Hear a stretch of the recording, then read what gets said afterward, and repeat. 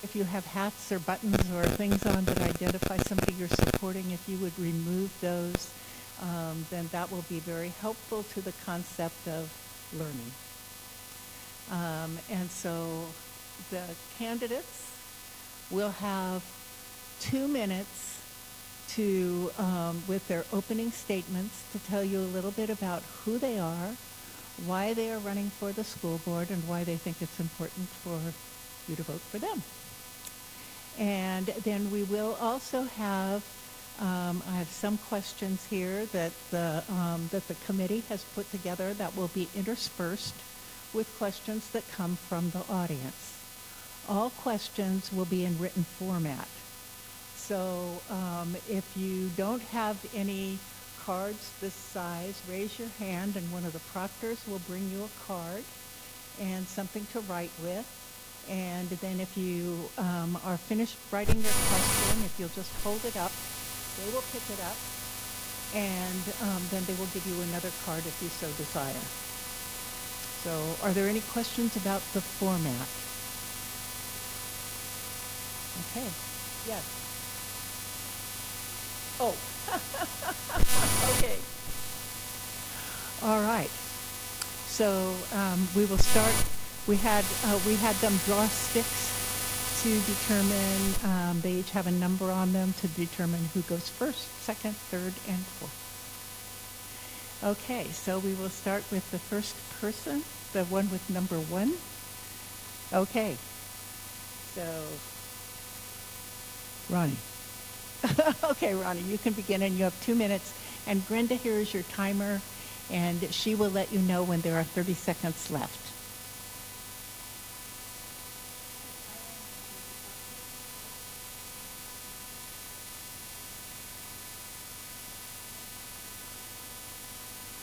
I'm Roni DeCoster. Ooh, hello. I'm Roni DeCoster. I've been an AUSD parent for 16 years. When I was pregnant with our first...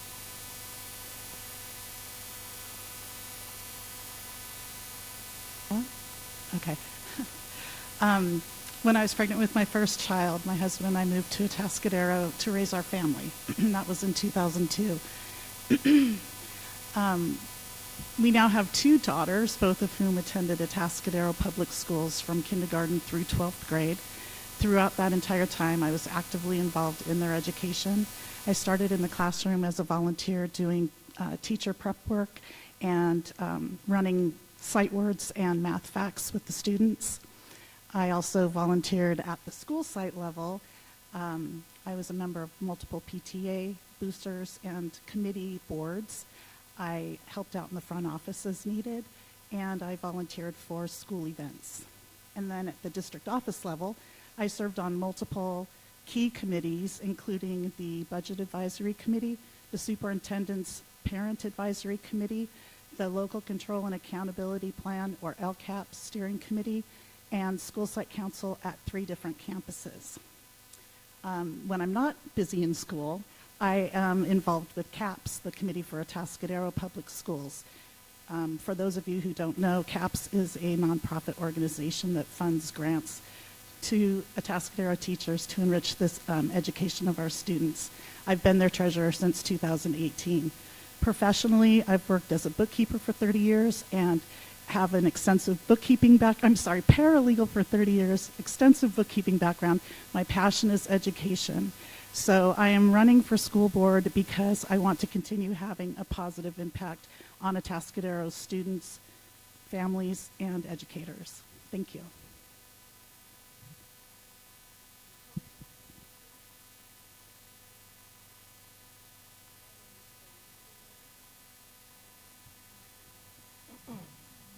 My mic, is it on? Okay. Microphones and that's an issue. My name is Corrine Kuhnle, and I was raised in San Luis Obispo. My parents were the original owners of the Arctic Circle Drive-In in San Luis Obispo that is now known as Frank's Hot Dogs. So I've been here, and I love, love, love our area. I attended Cal Poly, majoring in ag business. My husband, Randy, whom I love dearly. He's the most wonderful husband. And I moved to Carissa Plains, where he was raised. And we have 4 children, all of whom have attended Atascadero Unified through K through 12, and are all very successful in their own individual ways in the business of San Luis Obispo County. They're productive, kind, wonderful people. We're very proud of them. As a trustee, I have served on the Superintendent's Goals Committee, Regional Occupational Program, which was known as ROP, helping students with their careers, and the LCAP Steering Committee, Superintendent's Budget Committee, and I have proudly served as our clerk 3 times and our president of the board 3 times. Why am I running? Because I believe in our children. I believe in the Institute of Education to give them the tools that they're going to need to progress after they've left us. You know, we need to give them their foundation so they can move on and be productive, self-sustaining students, adults when they leave the K through 12. I'm down to 30 seconds. I love my job. I've been doing it, and there's nothing more inspiring than walking into our classrooms and seeing those students all excited about their learning and seeing our staff engage with them and seeing their success. Thank you. Okay. And then third is Jodi Arnold. Hi. Nope. Good. Good to go now? Yep. Hi, my name is Joey Arnold. My reason for running for a seat on the Atascadero School Board is to serve the community that has given me so much. I, as did my great-grandfather, grandfather, and father, graduated from Atascadero High School. I am also 5th-generation rancher in the area. I went on to graduate from Cal Poly SLO with a degree in fruit science. Today I assist my family with our ranching and farming operation, where we raise commercial beef cattle, farm hay, and wine grapes. We also operate a small family winery. I also own and operate an agricultural fencing business, and I maintain a California Department of Pesticides regulation license and a contractor's license. I am a husband and father of 2 girls who attend Atascadero High School, or Atascadero schools. My wife, Jessica, also an Atascadero High graduate, and I have stayed active in coaching and many youth programs, which include 4-H programs. I would consider it a great honor to represent you on the Atascadero Unified Board of Trustees. My goals would be to ensure parents have a strong voice in shaping school policy, promote curriculum in the schools that would increase academic performance, and support sports and vocational programs for students. Thank you. Thank you. Okay, and Matt Pennon. All right, thank you everybody for being here tonight. First, I just wanted to say thank you to AAUW for putting this on this evening. We greatly appreciate this opportunity to be in front of all of you, our voters, our community, our friends, and even our family, as Corrine mentioned. I want to just start off by describing who I am as a person, and then I'll dive a little bit into who I am professionally and what it means for me to be on the school board for Atascadero. So I am a husband, I'm a father, I have 3 amazing children that are here tonight. I have a husband that is supporting me in this run for school board and many other things that we're doing in our life. This community means so much to us. I am a 5th-generation Californian, born and raised on the Central Coast. My family has deep roots that continue to grow and will always be here on the Central Coast, regardless of whether our students are here, our family is here, or not. This place, as you all know, is very special to all of us, and that's why I want to make sure that we can do so much for our students and for our community. I have had the honor of serving on the school board for the last 2 years. I was appointed in 2022, if I'm doing my math right, if it's still 2024. And during that appointment process, it was something very different than this. I went through a public interview We had to submit an application with our resume. And interestingly enough, in that process, I needed 4 votes. I got 3 of the votes, and one of the most conservative members of the school board seconded my nomination. To this day, I still have a relationship with that gentleman, and he has continued to be a mentor for me. Professionally, I work for the County of San Luis Obispo Behavioral Health Department, where I'm the Diversity, Equity, and Inclusion Program Manager. And before that, I spent a decade working in child welfare services, where I have done incredible work for all of our children here on the Central Coast. Thank you for your time. I look forward to having a greater discussion about why I'm here. Thank you all for your introductory statements. They were very compelling. Okay, now for the first question. And the first person to answer the first question will be Corrine. Okay, over the past 2 years, the entire special education department at Atascadero High School has left. What do you propose to do to retain teachers, specifically special education teachers and aides? That is a challenge. It's a challenge statewide. I'm trying. I don't think your mic is on, Corrine. There. How's that? Okay. This has indeed been a challenge for our district, as well as other districts throughout the state of California. Special ed teachers, speech therapists, they are in demand, and we are trying to fulfill those seats. And from what I understand, we have fulfilled. We're looking. Our speech therapist, however, is not local. They need more speech therapists to serve students. But it's a priority in our district. We have a strong involvement with the special ed parents, and I believe they have been honored and respected, as we do their children.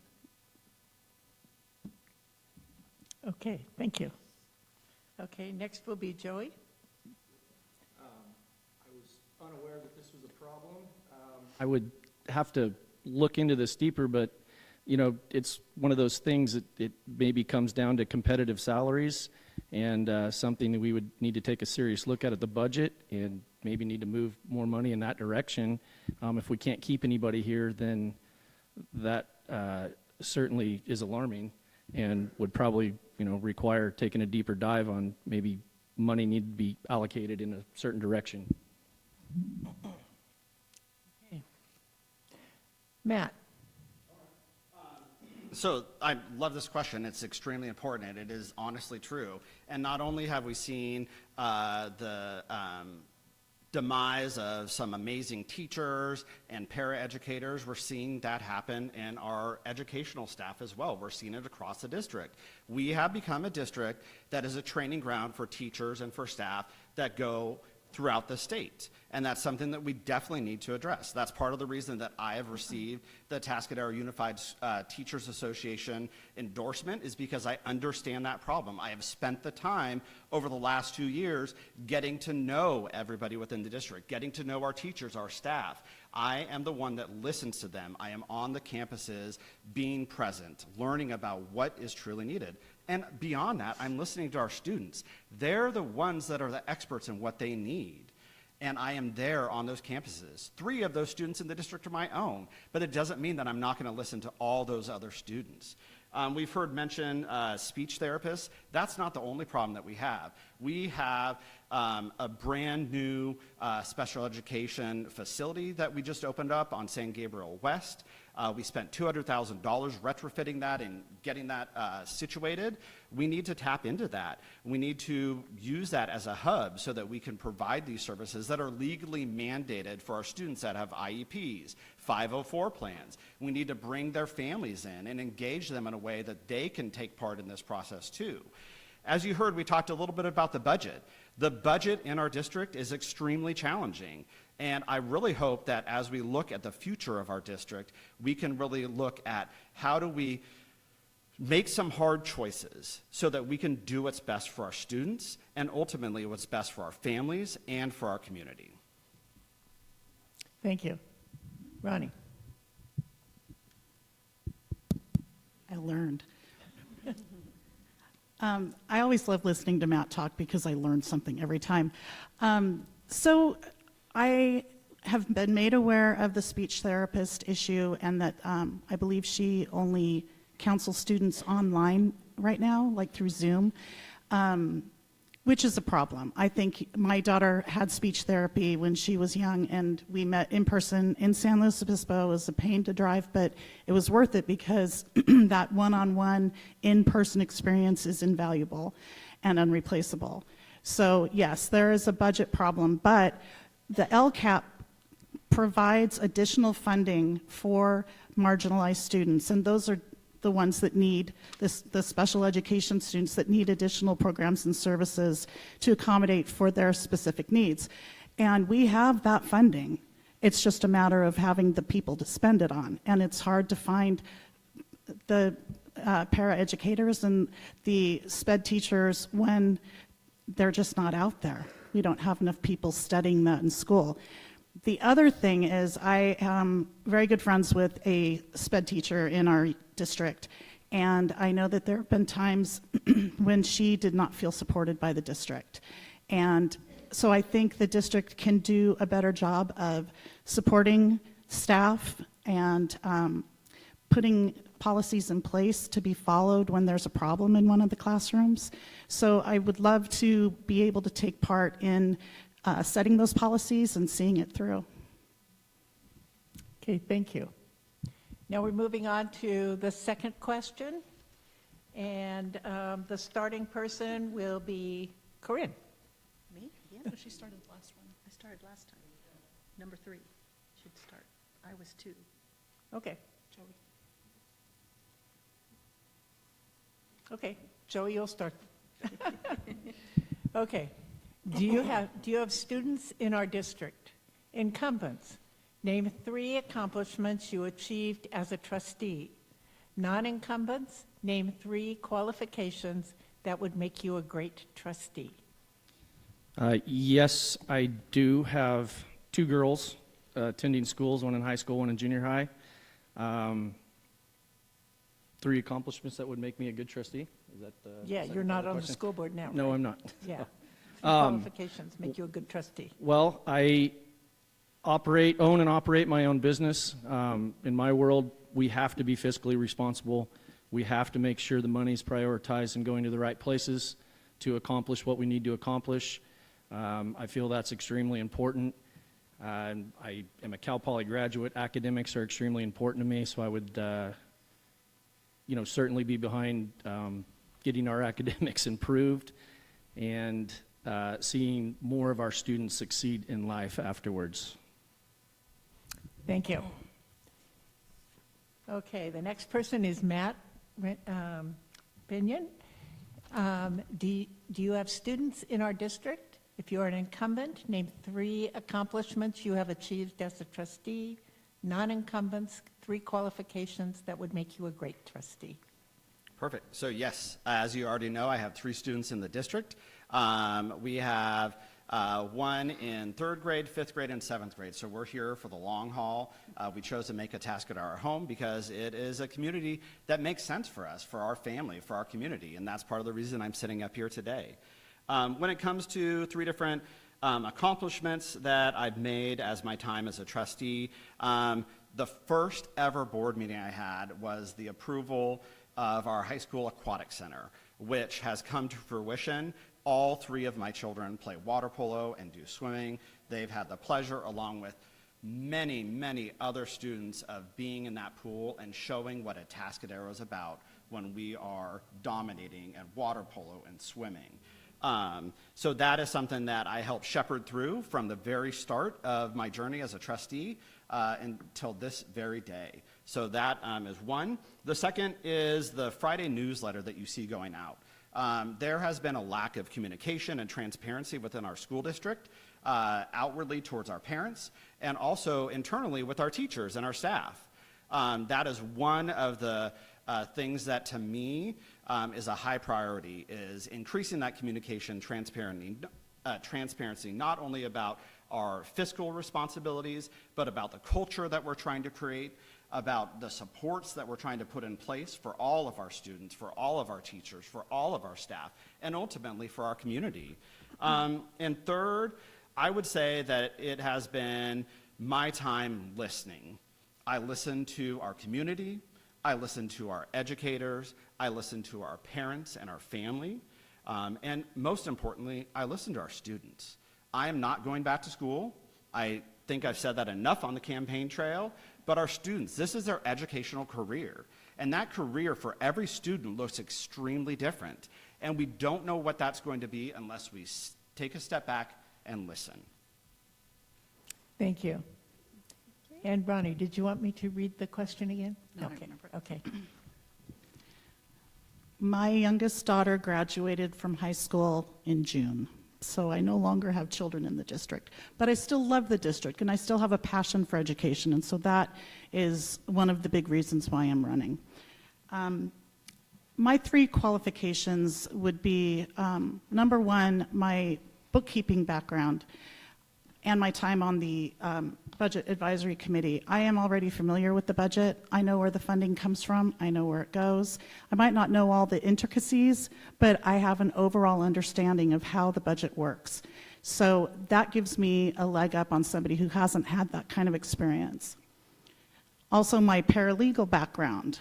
I am fluent in legalese, and I'm very familiar with all kinds of legal documents and court proceedings. So in the very unfortunate event that our district were to face legal issues, I could help lead the other trustees in understanding what the issues are and how we can address them. And then finally, my volunteer work with the schools and the district have given me insight into the behind-the-scenes workings of our schools and district. And it's given me the opportunity to develop long-term relationships with teachers, with administrators, with district staff. I've had a very good working relationship with Superintendent Butler for the last 10 years. He's been a huge supporter of CAPS. So I already have established relationships throughout the district that will also help me, I think, be a better trustee. Thank you. Thank you. Okay, Corrine? Well, as I stated, my husband and I had 4 children go through the school district, and now we have a grandson who is a 2nd grader, and we have a 3-year-old grandson that will be coming up, and they're all going to go through this system, and I'm looking forward to that. I love being a part of their education. I love going to the schools and conversing with our teachers and with our staff and watching children and as they're learning.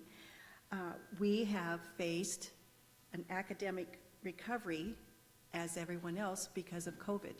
The COVID shutdowns really set education back a few steps, and we're trying to amend that by catching our students back up to get them on the right path again for their for progressing through their education and careers.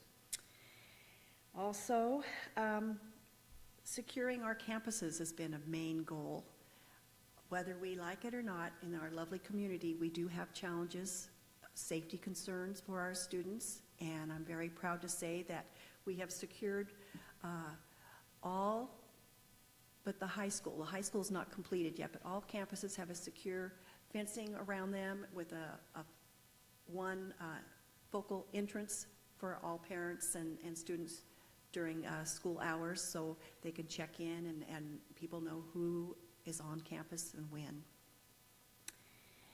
And our fiscal responsibility is a top priority. We have to work within a state mandated budget, and the state of California is currently in deficit spending.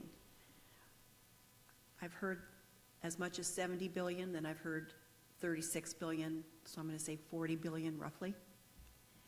And this will require our district to be very mindful, working within our budget and staying within our means and not getting into trouble fiscally.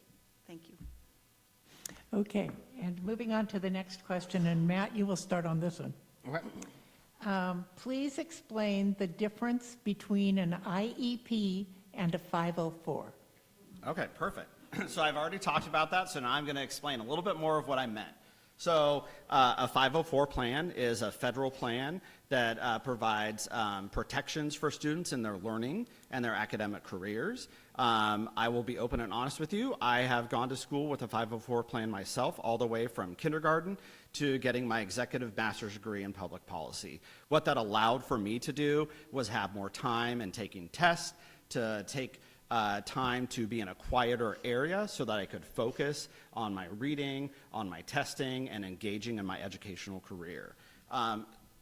IEP, an individual education plan, is a plan that allows a specific student to have built-in supports. That support can be based on a specific amount of time. If it's coming down to like speech language pathology or a speech therapist, they have, for example, 90 minutes a month, and then our district has to provide those services. It can also be more academically focused when it comes to a student that maybe is having challenges with math, reading, those types of things. They get additional instruction and supportive services. In addition to those services that are put in place, there are also metrics when it comes to meetings and time spent with the principal, the staff, and everybody that I would consider their support network. So there are legal requirements that the district has to follow, and we are financially liable if we do not follow that. Within our district, we have a high number of students that have IEPs, and it is a massive challenge to make sure that we are meeting all of their needs. And I can guarantee you that we're not meeting all of their needs right now, because as you heard earlier, we have a challenge when it comes to finding qualified staff to be there. And we can do better, we have to do better, we need to do better. And my vision for our district is an evolution of what we've done great in the past, but looking at what we can do better in the future. And that's going to require all of our community advisors to be involved. Thank you. Okay, then Roni. My older daughter had an IEP in elementary school, and we transitioned her to a 504 in high school.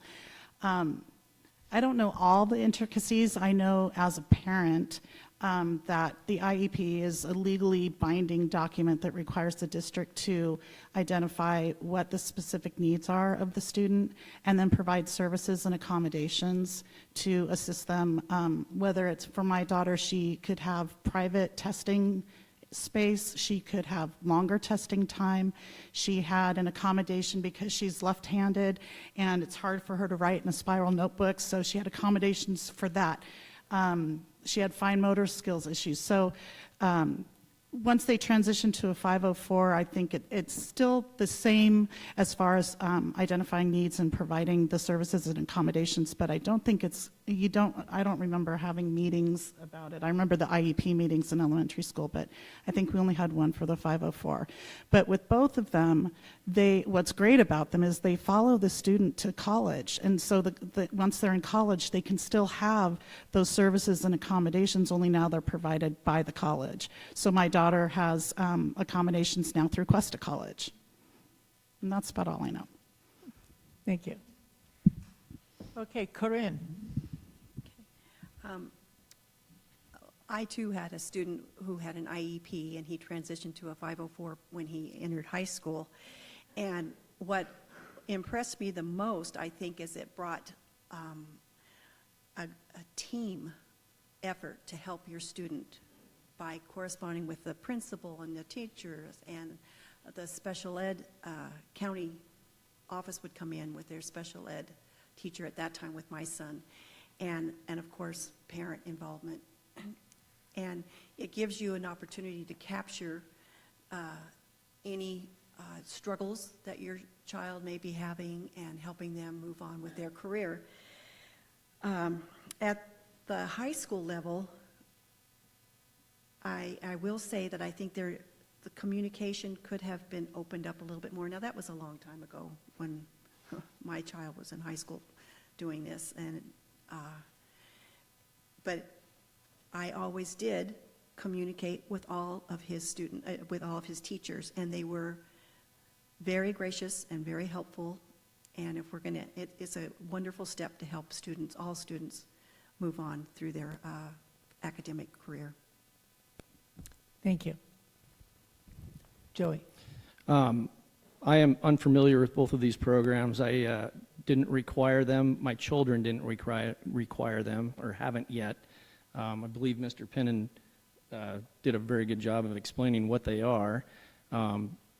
Programs that help children that need or require extra care or extra help, obviously I'm a big supporter of, and would be behind all those and figuring out how to move forward, get people involved that are qualified to handle things like that, and again, support both of those things.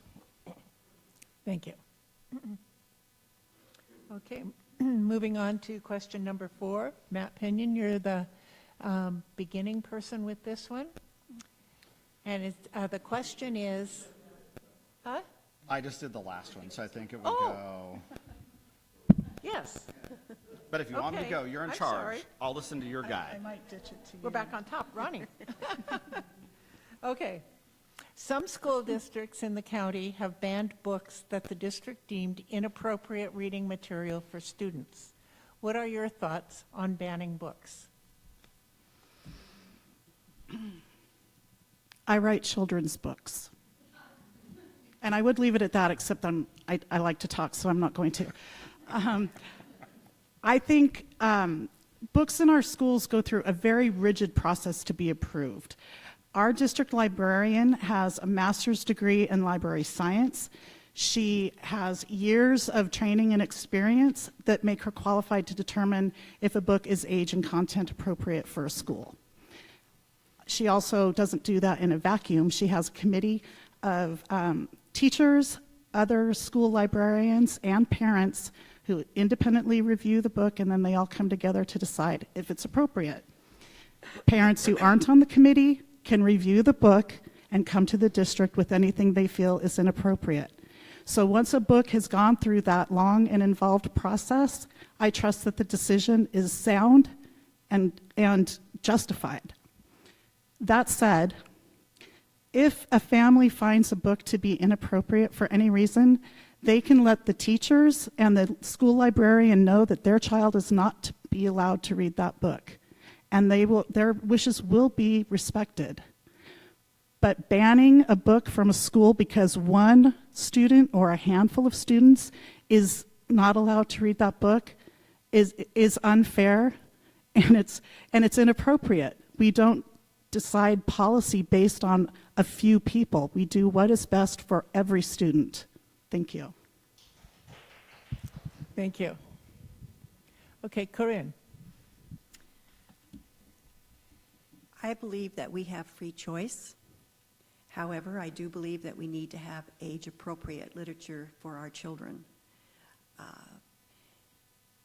And we do go through a system. We go through a system where the book is recommended, and it goes through a process of being looked at from parents, teachers, and our administration, and then it comes to the trustees to approve academic literature. A few years ago, I didn't think a lot of my books that I read in high school were inappropriate, and I've seen that some of them have been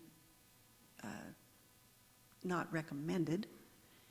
But I do believe in a free world. I do believe that we need to look at our information and consider our audience and make sure that we do have, they can sell it in a bookstore, but in our school district, we need to make sure that it's appropriate for our children. Thank you. Okay, Joey?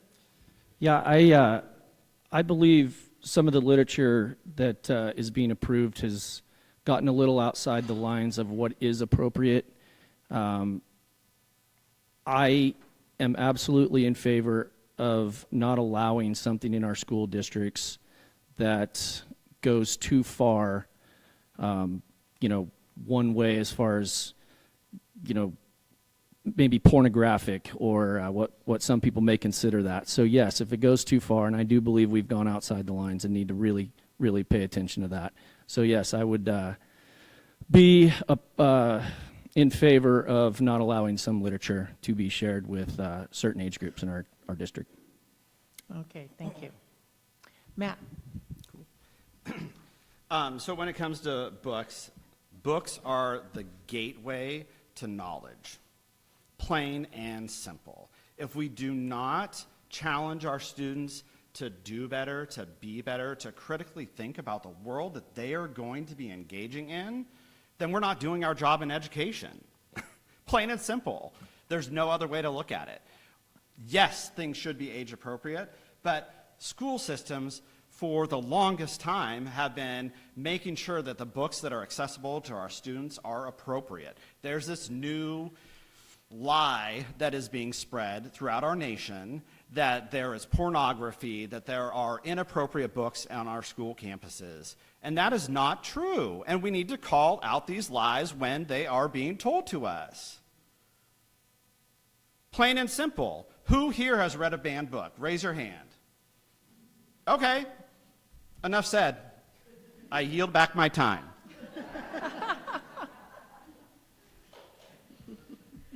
Okay. And so the next question goes back to Roni to begin. No. Corrine?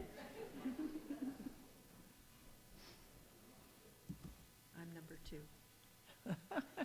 Oh, you're number 2, Corrine? Yeah, okay. Yeah. Well, Matt was number 4. Oh. So just to one. Did we go out of order? Huh? 1, 2, 3, 4. Yeah, so she starts next one, because I started the last one. Oh, you started the last one, okay. Okay, Corrine. Okay. What are your ideas for bringing down class sizes? Well, in a perfect world, we would have all of our class sizes down. But I did mention earlier that we have to answer to a state-mandated budget. And we were able to reduce our kindergarten classes. And now, and K and first. But now parents would love to have second, third, fourth, fifth reduced also, which would be lovely, and it would be great. It would be to the advantage of our students, I believe. But we, if we don't have the funds where we have to add more teachers and pay for that, until our district can afford that, we simply can't do that. And as I mentioned before, our state is facing a deficit spending. We're in deficit spending. And so we really have to focus on what we have right now and make that classroom a very productive classroom for our students, even if there are 30 students in there.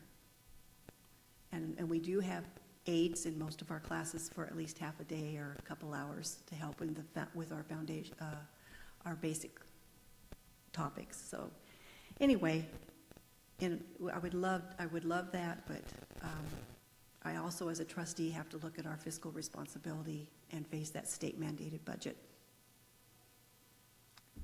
Thank you. Joey? Corrine explained it very well. Simple answers: hire more teachers. Can't always do that. Comes down to the budget. All of us with students in the district would love to see the teacher-to-student ratio drop. It's much better for the students, but again, hiring teachers isn't always an option. So, maybe looking into where the funds are appropriated, maybe cleaning up one side of it to be able to hire more teachers, more assistants, is something to take a look at. Okay, Matt? Yes. So there is a pathway forward to having smaller class sizes. It's not going to be something that happens in the next year. It's not something that's going to happen in the next 2 years or 3 years. But there is a pathway forward. And that's where I'm going to go back to our district not communicating with our families, with our teachers, with our staff about it.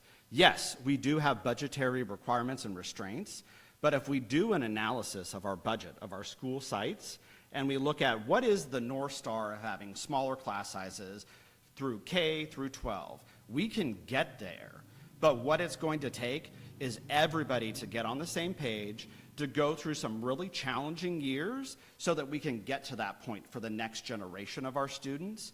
So that is what we're not talking about. And it will be challenging. It is possible. We have that ability to do it. And the future for Atascadero is bright, even with the dimming of the state budget. We're always talking about state budget, but we don't always talk about our local budget and what we are doing here within our district. We have just under a $70 million budget that we, as trustees, are in charge of overseeing. And within that budget, we have an opportunity to make changes that will not be fun, but that will actually get us to that point where we can have smaller class sizes. It doesn't necessarily mean that we'll have to hire a massive amount of teachers, but we will have to reallocate resources. We will have to change the way that our school system looks and functions in order to get to that point. And I'm speaking to you as a trustee, I'm speaking to you as a parent, and I'm speaking to you as a community member. There is a pathway forward, but it takes all of us. And it will be challenging, and it's one that we need to do together. Thank you. And Roni. What they said. I was going to bring up the kindergarten capped class size at 26. Corrine did that for me. But I will say, you know, serving on the budget committee, I am aware of how strict our budget is. There's very little wiggle room, and we have these things called restricted funds that are for a specific purpose. So you have to use them for that purpose. You can't say, but we really need money over here. You can't reallocate from one line item to another. It's not that simple. So it's a balancing act. You have to balance the desire for smaller classrooms and what we can actually do financially and remain fiscally solid as a district. And whether or not we are providing smaller classrooms for our students or supporting our teachers and educators in the larger classrooms, the focus has to be on providing the best education possible for our students. And I think that can be done even in a large class size by allowing the teacher to be creative with how they're teaching their lessons. One of my daughters was in a 4-5 combo class, or no, 5-6 combo class.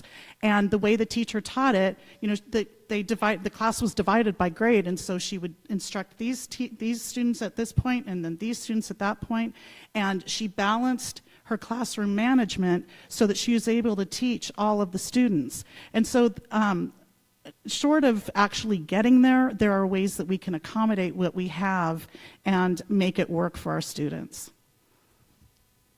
Okay, thank you. Next question. Some teachers say cell phones are a major disruption and student misbehavior is at an all-time high. How should we address this? And let's see, the first person to start is Joe. Simple. No cell phones in the classroom. Take them away from the kids. They're distracting. I have 2 girls. We kept cell phones away from them. My youngest daughter still doesn't have one. My oldest daughter just got one. She went to high school, heavily involved in sports. So we got her one, but she knows, you know, the cell phone gets turned off, left in the backpack, doesn't get touched. I'm all in favor of banning cell phones in the classroom. Take them away, put them in a cubby, however you're going to do it. But yeah, the kids need to be in the classroom concentrating on what the teacher is teaching. Thank you. Matt? Well, just like banning books, banning cell phones doesn't work. Let's be very honest and clear about that. I'm not the expert in cell phones, but I'll tell you what, we've got teachers that are the experts in education, they're the experts in the classroom, so they should be the ones that we're talking to about this.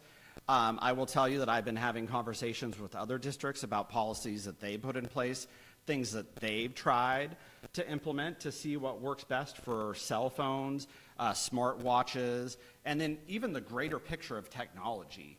Our children are living in a day and age of technology, AI, all of these things that none of us, unless we are in that field, are capable of fully understanding. So that's where we bring the experts in, and we've got a lot of those here in our community, but there's also a lot outside of our community that we need to be talking to as well, and making sure that they're guiding us when we look at how do we do this. The other thing is we cannot tell you that your students are safe on campus right now.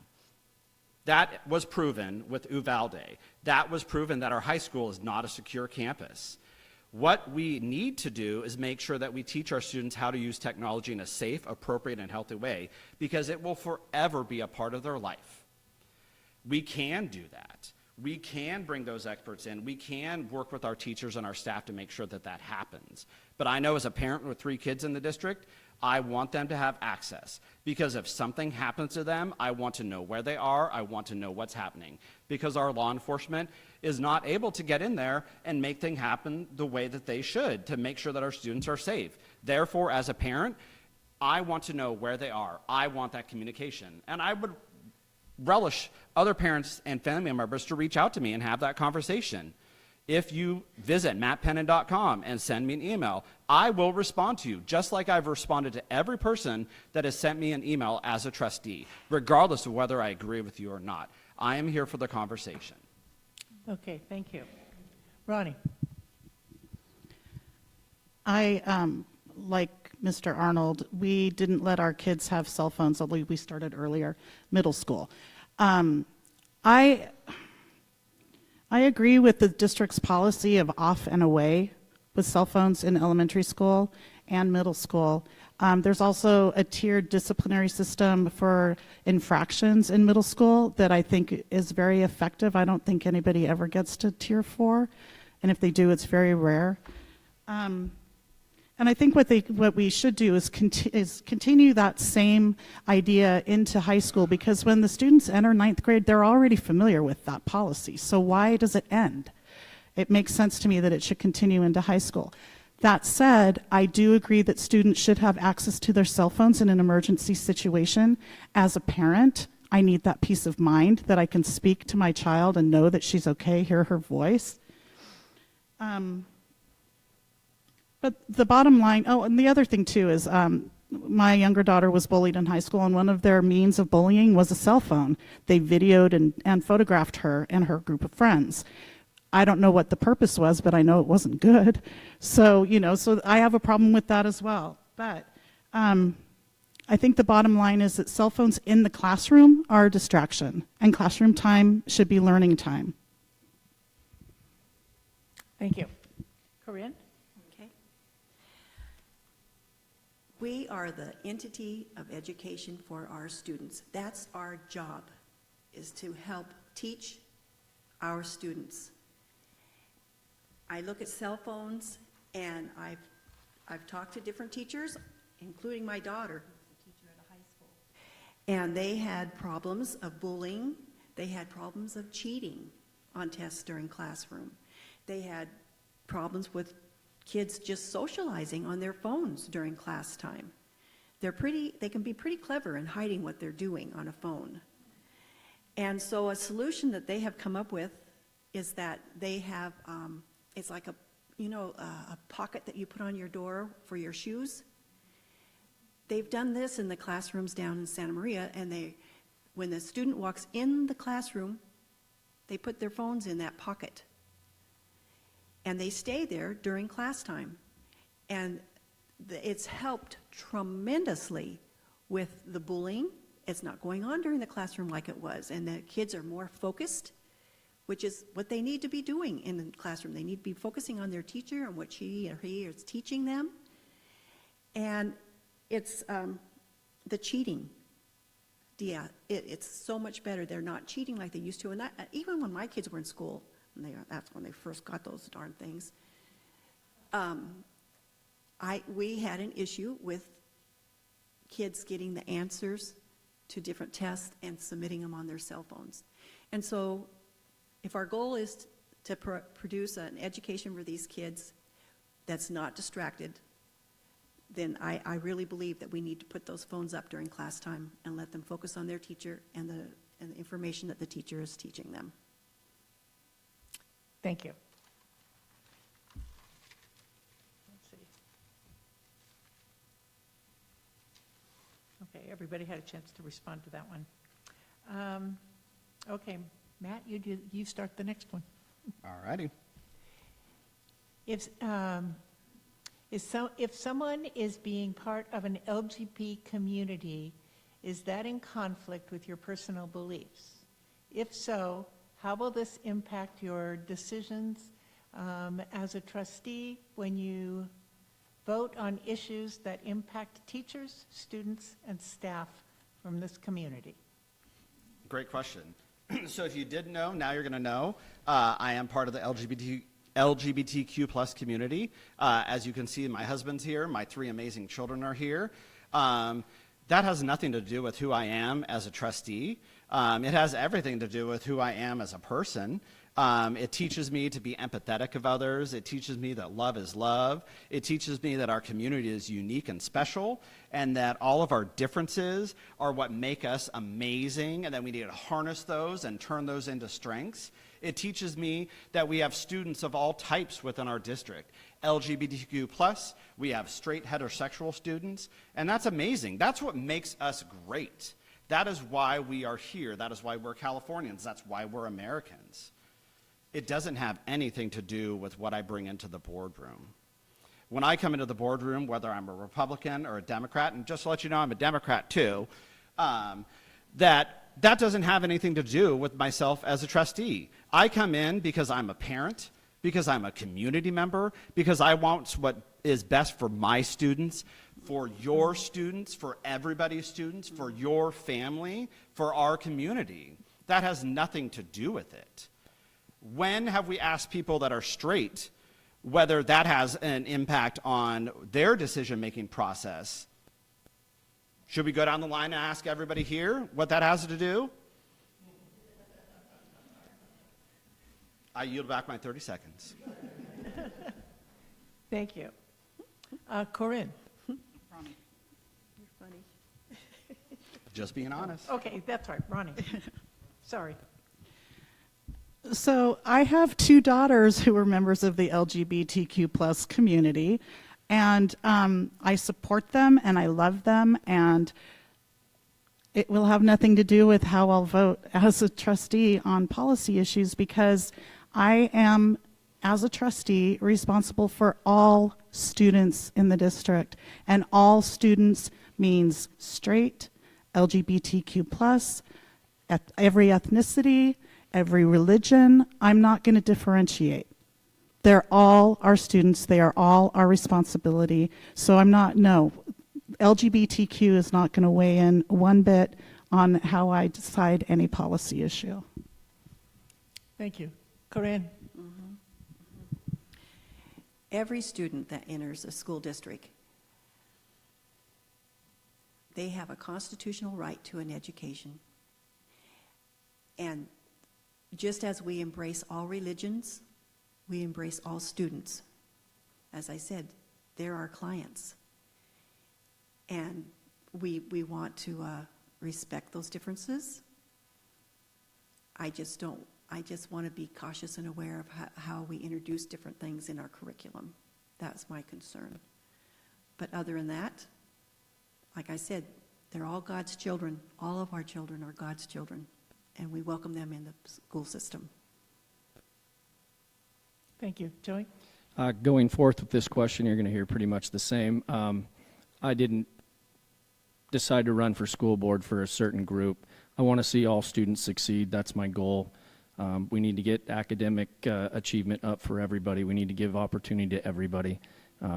Certain groups never cross my mind. So, no, yeah, I'm running for school board for all students, and would like to see everybody succeed. Thank you. Okay, the next question, Ronnie, you start with. Do you support or oppose Measure B, the $110 million general obligation school bond on the November ballot, and why? I absolutely support Measure B. If you know anything about my priorities that I'm running on, one is career readiness of our students. I think our district does a great job of promoting college readiness, but I think we need more emphasis on career readiness. And Measure B will pay for expansion of our CTE classrooms, labs, facilities. It's also going to establish vocational courses. So all of that is beautiful to me because it gives students even more opportunities to gain the knowledge and skills that they can carry with them out into the community and live and work here and be productive. And I'm all about it. So yes, and I also appreciate the fact that Measure B does have safeguards built into it. There's transparency, there is taxpayer oversight of the expenditures of those funds to make sure that they're being spent in the best way possible to provide the students every available opportunity. I think that's about it. Okay, thank you. Corrine? No, Oh, no? wait a I'm minute. two. I'm two. Yeah, Corrine. Okay. Yes, I do support Measure B. As you recall, we had a school bond passed in 2010, and this community was generous enough to pass that, and we had $117 million at that time to renovate our schools and to update our schools. And it sounds, we were just awestruck at how much money this community had agreed with, but it's amazing how expensive everything is. And we had an A list and a B list, and we completed almost all of the A list, but not quite. We're still working at roofs on our school tops still, and windows. We need to replace the windows in these buildings. We now have 45 modular classrooms, and they're falling apart, and yet we have the new TK that's been passed, so we're going to need more room for all these new little kids coming in, the 4-year-olds, and we need to update bathrooms for those little ones. And it just seems like as we approve and change and accept more students, we just need to make changes to stay up with their needs. Plus, our vocational and career classes that we want to progress with, boy, what a need. The majority of our students go to vocational classes, and they need that and that step up. So to complete the projects and taking care of our old buildings, we need this. Thank you. Thank you. Joey? I'm not necessarily against it. I do think we need to really pay attention. I know we hear the transparency thing thrown around, and yet these things still pop up. 61% of our property taxes go into the school district. I mean, we certainly, when we dive into something like this, in my opinion, we have a spending problem. We can't just spend money on frivolous things and then go ask the community to bail us out for things that we need. So I'm not necessarily opposed to it, and I do think those things are important, but I do think we need to take a serious look on how we're moving forward, take a serious look at how we move forward in the future with how this money is spent. Thank you. And Matt? Okay. All right, so when it comes to Measure B, I absolutely support it, and I would encourage all of our community members to do your research, and I hope that you come to the same conclusion that you support this measure as well. It's extremely important for our district. Like I've talked about, the future of our district, not just the 3 years that were required by the state to look at the future of our district, but let's think 5, 10, 15, 20 years down the road, different generations that are going to be going through our district. This has an impact on that.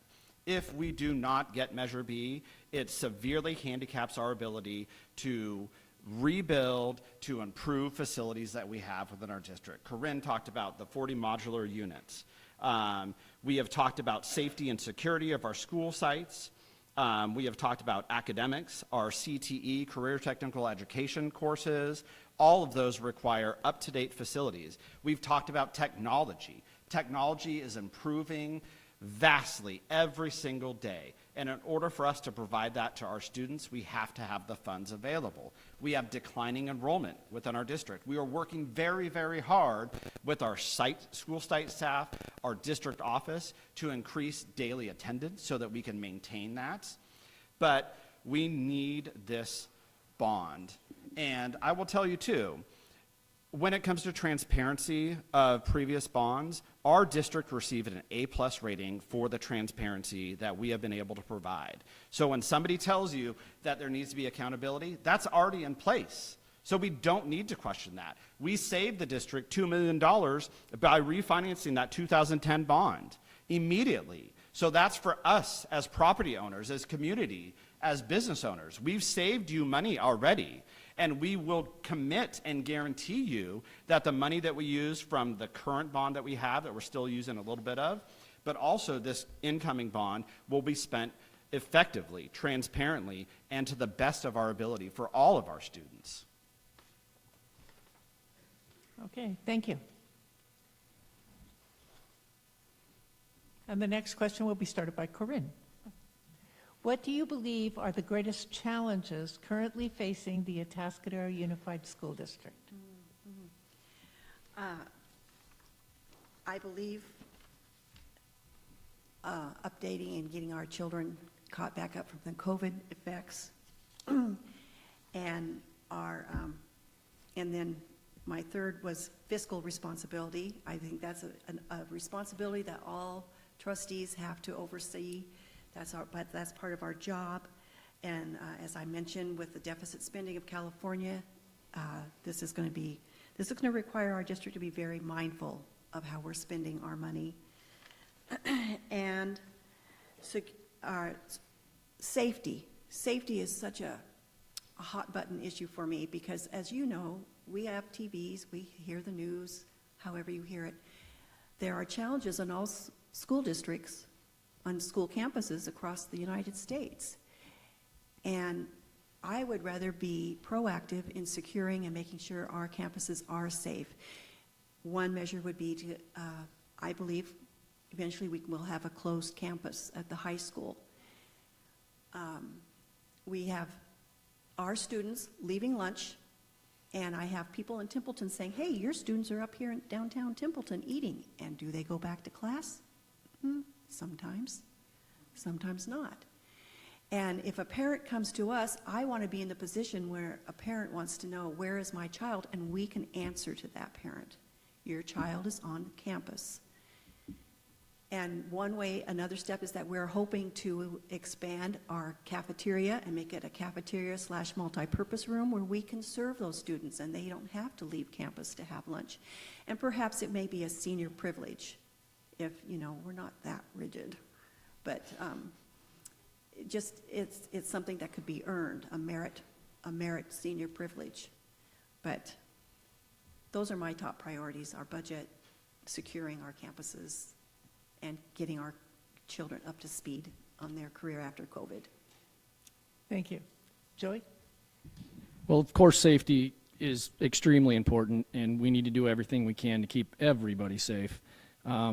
Academics, all the way at the top. I mean, we graduate 94% of our students. I've looked at statistics. We've got 33% are proficient at their grade level in math, 51% in reading. Just not acceptable. So that needs to shoot to the top of the list. And safety's right up there with it. But the safety thing, you got closing campus. Those are all great options, and we can go over that. But the academics certainly need to be front and center. Thank you. Matt? Okay. Well, if you haven't visited my website yet, I'm going to encourage you to do it again and to reach out to me to have a further conversation, to dive into this deeper, because this is, within 2 minutes, I think, that I'm given, I'm not going to be able to cover it all. But academic excellence, we've talked a lot about that. Not every student is a data point or a test score. They are an individual human being that's looking to excel in life. And that looks different for every student. So that is one of my goals, really honoring that individual student. In addition to that, it's highlighting that student's voice. They can tell us what they need. I've told you that already. They are the experts in the classroom. They know what they need. So let's listen to them. That goes back to the other point that I've talked about, communication. You've seen that we're doing better in our communication, but we've had massive failures or a lack of that communication, and we can do a lot better. The other part is family engagement. We need to bring our families in and have them involved if we're going to make this whole machine, this whole cruise ship successful. It's getting everybody there. Aunts, uncles, grandparents, brothers, sisters, foster parents, you name it. They all need to be involved. Our city needs to be involved. Our county needs to be involved, right? Our district is the largest geographic district within the state of California. We go outside of the city limits, but we have massive amounts of land that we can leverage to benefit our students, to benefit our community. On top of this, teacher collaboration. Like I've said before, our teachers are experts. They are the ones that know how to teach our students. We need to collaborate with them. We need to listen to them. And then finally, the financial stewardship. That is the foundation of what we do. We are not going to be successful if we're not financially responsible. We have proven to you as a community that we can do that. We will maintain that commitment with or without Measure B. But I would encourage you to do your research, and hopefully you come to the same vision that I have, and a majority of our trustees do, that Measure B is what's best for our students. Thank you. Roni? Would you mind repeating the question? No, I don't mind at all. Thank you. What do you believe are the greatest challenges currently facing the Atascadero Unified School District? All right, I'm gonna change direction a little bit. Yes, academics are important, but we can't have academically successful students if they aren't mentally and emotionally healthy. I think our students suffered isolation, loneliness, apathy, anxiety while they were quarantined during COVID. And since returning to in-person learning, they haven't returned to their baseline emotional and social states yet. You can see this in the behavioral issues, in antisocial conduct, in just their overall lack of engagement in school. And I think our students need to relearn, how to interact socially with other students, how to set and achieve reasonable goals, how to manage their emotions, even how to make responsible decisions. So to me, and also bullying has become a big issue, and I think that's tied into the mental and emotional health of our students. I think it's a symptom. So for me, to support our students academically, we need to be supporting them mentally and emotionally as well, and providing services and support for them, especially the ones that our educators know which ones are struggling the most.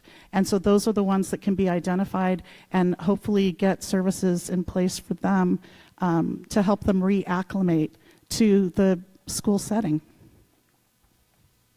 Thank you. Joey, you start the next question. What changes would you like to see from the state regarding public education?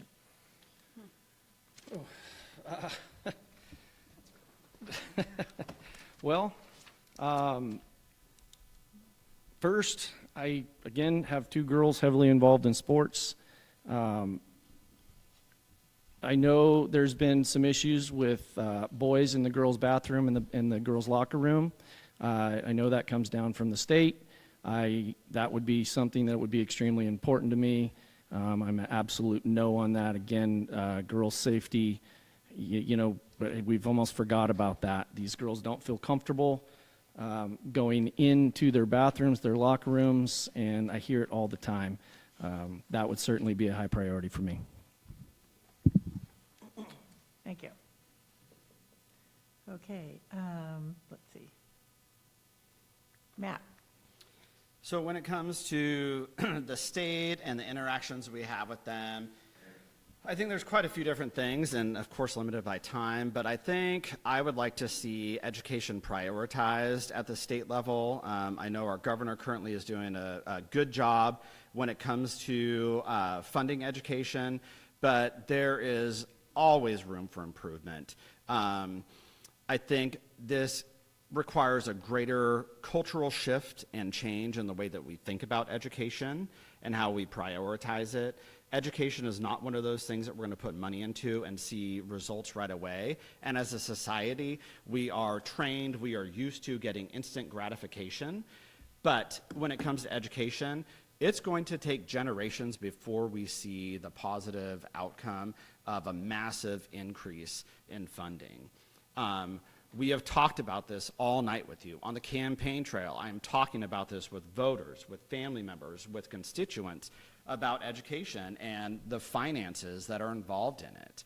When we look at providing massive funding to education, not only with the state bond that's coming up, so if you look into Measure B, you should also be looking into the state bond for education.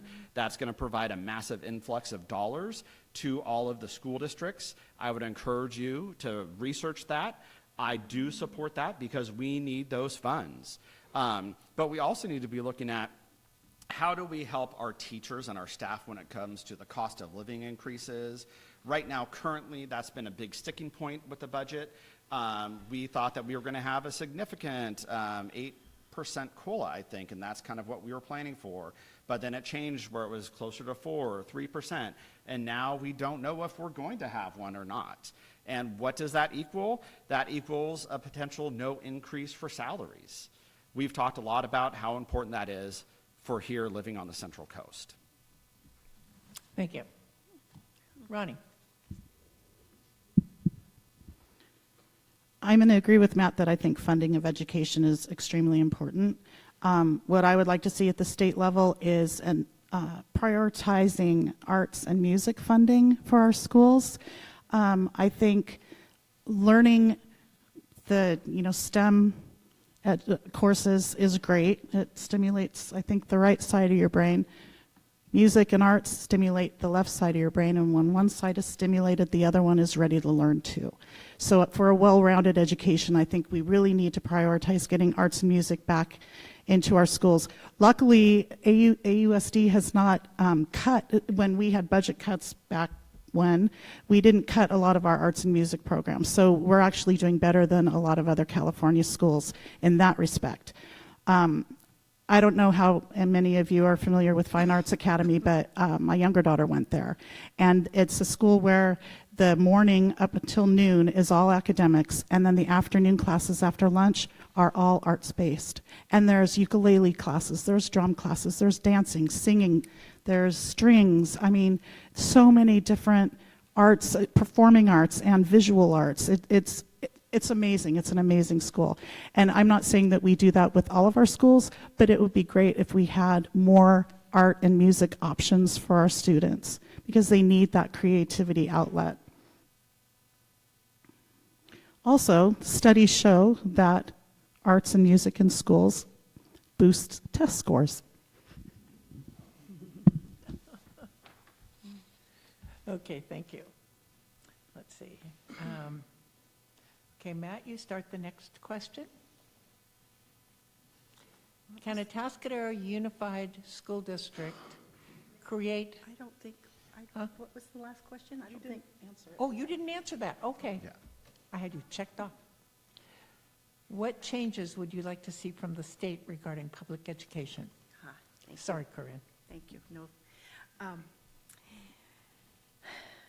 I would like to see the state step back and let each school district in this state of California truly have local control, more local control. Everyone, every district, every area is different. And whatever LA Unified needs, they may be different from what we need. And as far as the bonds that they're flying, we have a state bond and then we have our local bond, B. I would like to assure you that should you feel that we can provide that bond, local B, for our district, we do have local oversight and input from this community. That's why I don't want to be negative, but the state bond, I just don't know if I trust that oversight and what that. Now that I'm the first one to answer this question, I mean, that's what I do in my professional capacity for the County of San Luis Obispo Behavioral Health Department. I think I mentioned I'm the Diversity, Equity, Inclusion Program Manager for behavioral health. That is one of the strengths that I bring to the table when it comes to being the current trustee and soon to be, hopefully another 4 years on the board. all too often we have these political narratives and lies told to us that diversity, equity, inclusion separate us, that they are things that pit us against each other, that make us feel guilty about one thing or another. That's not the truth. The truth is our nation was founded on diversity, equity, inclusion. And that's exactly what our school system should be doing, is not segregating one another. We've already gone through that in our history. We've already gone through that in education, and it doesn't work. It doesn't work. And if you think that it does, that's a major problem. We're not going back. The problem with this narrative is that our differences are our strengths. It would be really boring if we all looked like me, sounded like me, and thought like me. I'll be the first person to admit that. But what makes it interesting is that we can all come together and have great conversations about things, maybe that we disagree upon.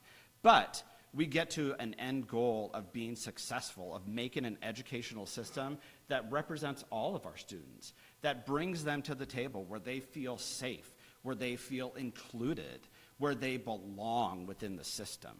It's not a bad thing. Okay, thank you. Roni, I'm sorry, I'm going to have you repeat the question again. it's all right. I'll repeat it as many times as is needed. Thank you. How can Atascadero Unified School District create a culture of respect that enables thoughtful discussion of uncomfortable issues while helping students feel safe? I would love to see our school district start in elementary school, teaching students, not teaching, but let's say facilitating supportive friendships among students and helping them learn empathy for one another. As Matt said, all of our students are diverse. I mean, and it's not just ethnic or gender. It's things like, are your parents married or not? Do you live in a rented apartment, owned home, no home at all? Are you right-handed or left-handed? I mean, there's so many ways that students can be diverse, that they all are diverse. So why aren't we celebrating those differences and embracing them? As far as equity goes, I mean, we have Walk to Learn in elementary school, and that differentiates students based on their math and reading skills, and then provides them specialized instruction for those who need extra help. That's equity, and it's a good thing. And as far as, oh, I'm off again. As far as inclusion goes, that's what school is all about. It's bringing people from all different walks of life together in one setting for a common purpose. And so if it's a common purpose, that means we have to include everyone. So my idea is to start in elementary school, get our students in a frame of mind where everybody matters, everybody's important, everybody has a seat at the table, and everybody belongs. Thank you. Corrine. Okay, I'm going to start at the top as far as the role models that your school trustees are.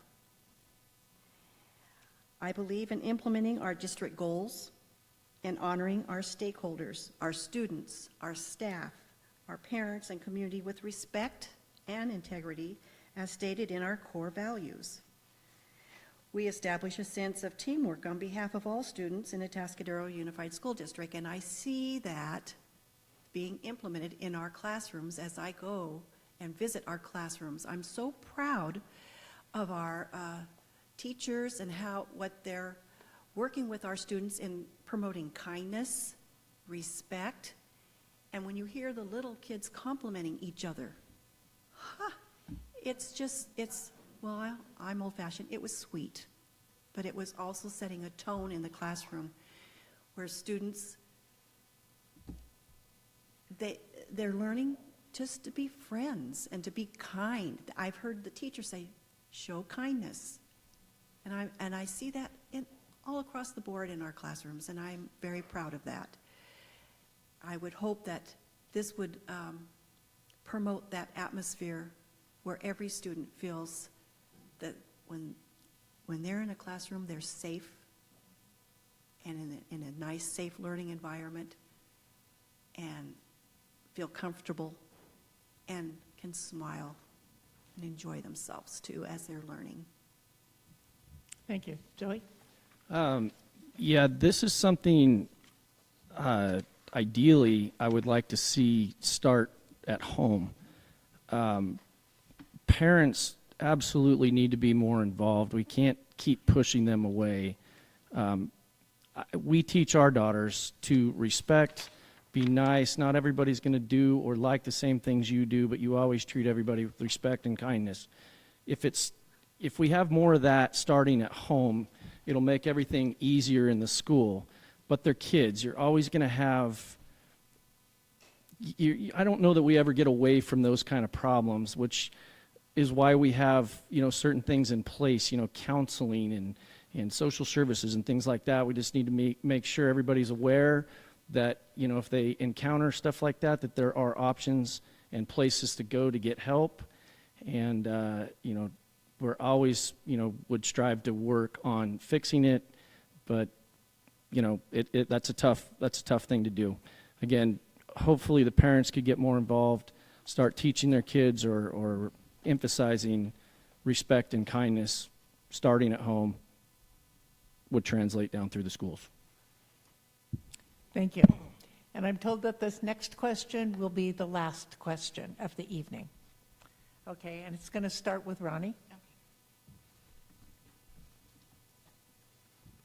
What are the educational gaps or weaknesses in the Atascadero Unified School District?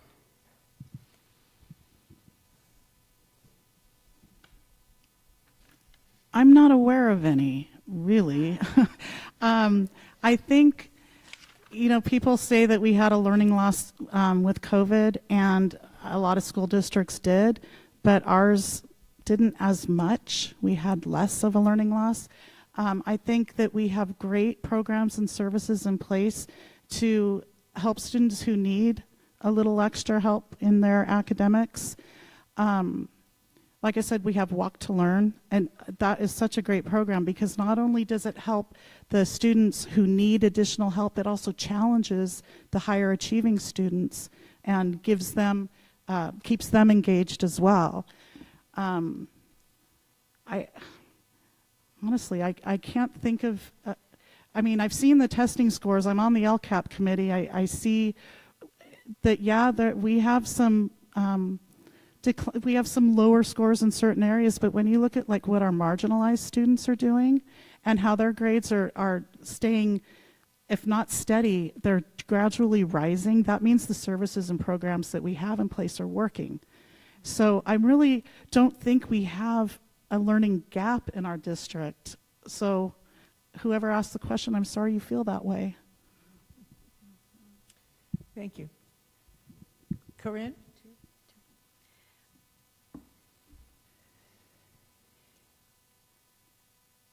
We're a living source of education, and there's always going to be ups and downs. But when we have been taking steps forward, recouping from COVID, Atascadero Unified School District has been at the forefront of making this. We're working with our students, and we're seeing progress. Accountability was a huge setback. We had students that had become accustomed to not coming to the classroom and being accountable in it, and behavioral problems. And I really feel that we're amending this.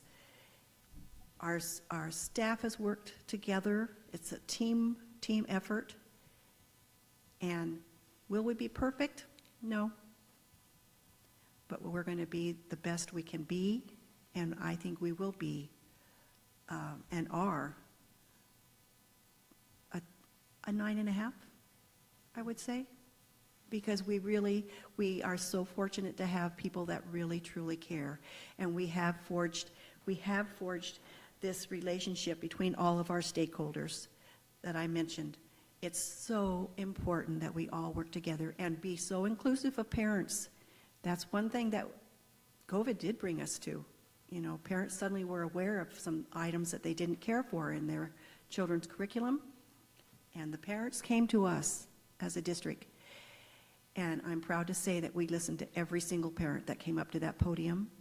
We listened to their concerns, we honored them, and we respect them, and that's to the benefit of their children.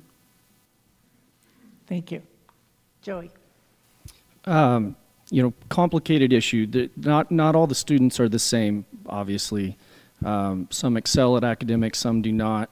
I think the tricky part about this is, allowing those students to excel while also working to bring the bottom end or the middle, or, working to get everybody to move forward, the best you can. Again, complicated. It's been going on, since the beginning of time, trying to not hold the top back and bring the bottom up. Tricky thing, and something that I think is, you just have to keep working at it and, try your best to make sure everybody's succeeding. Thank you. Matt? So educational gaps or weaknesses. So number one, the first one I think that we can call out and be open and honest about is our math within our district. We've had some significant challenges with that. We continue to see those challenges. I can't say whether or not it's related to COVID or it's just something that's been pervasive within our district, but it's definitely something that we have seen with our test scores that we are consistently having conversations about and trying to address. I wish community members were able to come onto our school district sites like we're able to do, but when you meet with our instructional aides or walk to learn teachers, you really see that they have a passion and desire to do better and be better.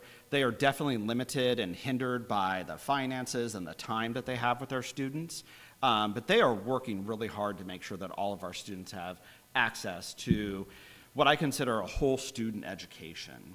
So when we look at our students, the way that I learned, the way that you learned, the way that you learned is very different, right? And we have to honor that and understand that, especially when we're looking at math, reading, all of these different academic metrics that we're gonna be measured on by the state and by our community, right? And by our parents and family members. In addition to that, I think the other thing that I wrote down was special education. That's been something that we've really had a problem with. We continue to have a problem with it. We are seeking to make some improvements, but that's gonna take a lot of time. It's gonna take staffing and of course money. One thing I'd really like us to focus on too is like our after school programming and supportive services that we have. I feel like we could do a lot better in that. And then that goes back to improving math, reading, all of those things. And then that family engagement part of things, right? We want to make sure that whoever's part of their support network within their family, whether it's chosen or biological, is there to help support them. Thank you. We will now begin the wrap-up. And Lee, is it 1 minute or 2 minutes they have? 2 minutes for closing. 2 minutes closing? Okay. So we'll start with Corrine. Okay. Have 2 minutes for closing statements to the audience. First of all, thank you very much tonight. It was very insightful, and I love to hear from our constituents in our community. I would like to leave here hoping that I've encouraged everyone here the importance of being a team member for your child. We as stakeholders need to listen and work together, and we need to model the behavior that our students need to learn. How we do this. Are we showing respect to one another? Are we listening to each other?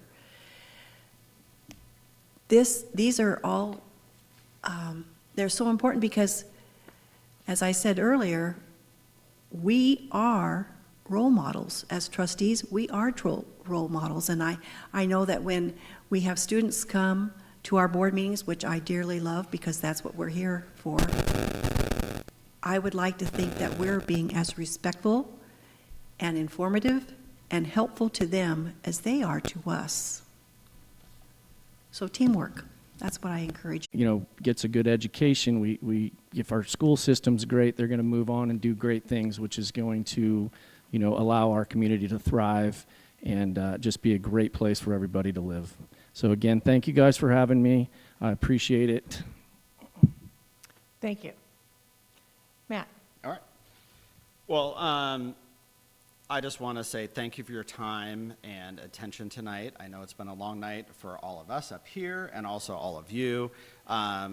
Thank you for the questions. It's only through discussion, through conversations, that we could do better and be better. This opportunity has been absolutely amazing, and I am honored just to be able to be up here and share my vision for Atascadero's future.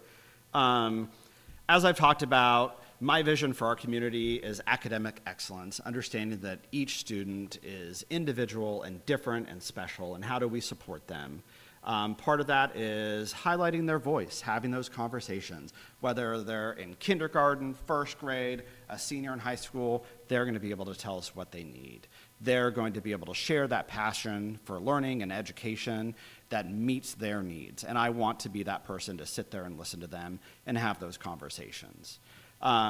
We've talked a lot about family engagement, bringing families to the table. They need to be involved. It's that support network that helps us catapult this educational system into something great. As you can see, I'm passionate. I'm focused on the North Star, like where do we go to be the best beacon of education within the county of San Luis Obispo and the state of California. I know that we can do it. Like I said, when it comes to smaller class sizes, we can get there, but it's going to take a lot of work. It's going to take a lot of sacrifices, and it's going to take a lot of change. But that change, I would say to you, is an evolution of what we need to do for our community. Our teachers are our experts, bringing them to the table, collaborating with them, making sure that they are involved, because they're the ones that went to school to learn how to teach our kids, and they know what they are doing, and we need to support them in that. And finally, that financial stewardship. It's extremely important. Thank you. And Roni? I get the first word and I get the last word.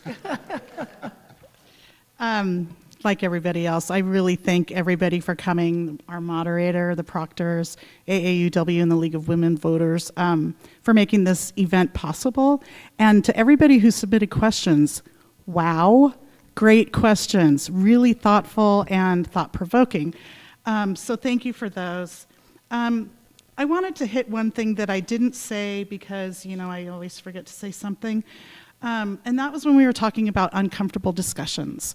And I think that, and this also ties in with bringing families in and engaging them and getting them involved in their students' education. Uncomfortable discussions are opportunities for learning, to teach our students empathy, understanding, appreciation.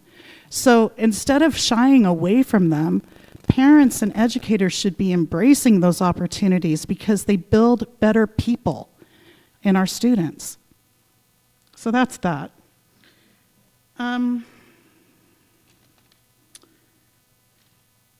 I guess I'll just reiterate, my priorities as a trustee will be to provide safe and healthy learning environments for our students where they can all thrive, and to make sure that our graduates have all of the knowledge and skills that they'll need to pursue rewarding careers in the community where they were raised. And then the financial stewardship as well. I think working within the budget is going to be sometimes tough, but I'm up for the challenge, and I'm happy to find ways to make the money stretch as far as we can stretch it. And I'll welcome any other questions that anybody has. My contact information is on my website, which is www.ronidecoster.org. And hopefully after you've heard my answers tonight, I've earned your vote in November. Thank you. Thank you, everyone. I want to thank all the participants up here for presenting us with some very cogent information and things to consider in making decisions about voting. And I would also like to thank all of the people who came to the forum tonight, because I think you have probably learned a lot about the educational system and what the candidates stand for. And so my hope is that you will go out and vote on November 5th. Thank you.